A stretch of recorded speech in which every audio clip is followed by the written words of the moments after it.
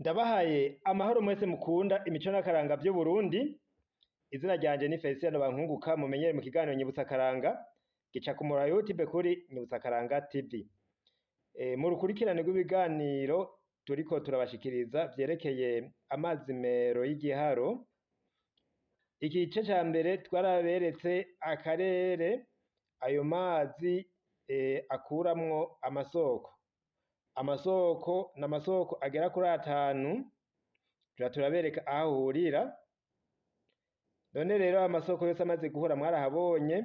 Hanyuma ikiganiro kigira kabiri twaraberetse isoko rya mbere. Ubu tugomba duce tubereka isoko rya kabiri. Tukabitsa yuko tuvuze amazi meru aba ari amazi meza atyoroye, uyabonye no kwishusho woyagomwa ukagomba no kuyanywa. Bavuze amazi meza rero ntaba ashobora gusinzikaza ubuzima bw'umuntu.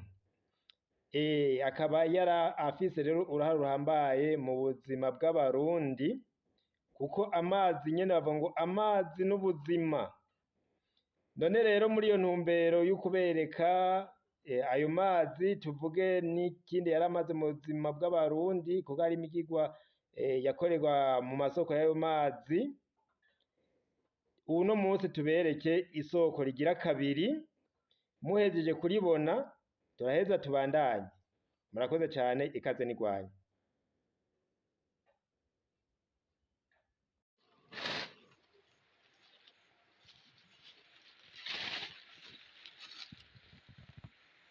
Isoko rya kabiri ry'amazi Meru.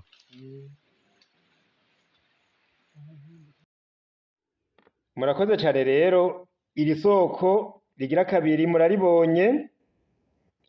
Tuzobandanya tubereke n'isoko rigira gatatu, hanyuma tuzoca turamvura dukorere ikiganiro cose hamwe, kugira ngo uzoba yumvise ivyo biganiro byose aca atomokegwa, abone uruhara rw'ayo mazi mu buzima bw'abarundi. Nico gituma rero twagiye buke buke, utangura abona akarere ayo masoko avamwo. Tubandanye tubone isoko rya mbere, tubone irya kabiri, hama tubone irya gatatu.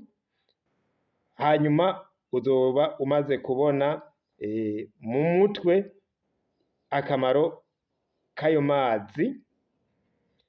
None rero tugarukize ngaha. Ikiganiro Nyibutsa Akaranga kitwibutsa imico n'akaranga vy'Uburundi. Amazi meru afise uruhara ruhambaye mu buzima bw'abarundi bubu, eka mbere n'abaho hambere. Tuzobandanya tubereke ico yari amaze. Mwebwe rero mushobora kuba mubona ikiganiro abandi baba batakizi, mubereke ko kibaho. Aha ni kuri Nyibutsa Akaranga TV kuri YouTube. Urashobora gufyonda hajya bavuga ngo ni like kugira ngo gishikire abandi, canke nawe nyene ugafyonda hajya herekana yuko ugiye kuba umunywanyi, bavuga ngo ni s'abone, kugira ngo nawe amakuru azozara gushikira ku mwanya. Byose ni ugufasha kugira ngo ikiganiro gishikire benshi. Urashobora no kukibarungikira, gutyo bakamenya imico n'akaranga by'Uburundi, kandi tubandanye twigishanya. Reka ndabasezerere rero mvuga nti murakoze, mugira amahoro.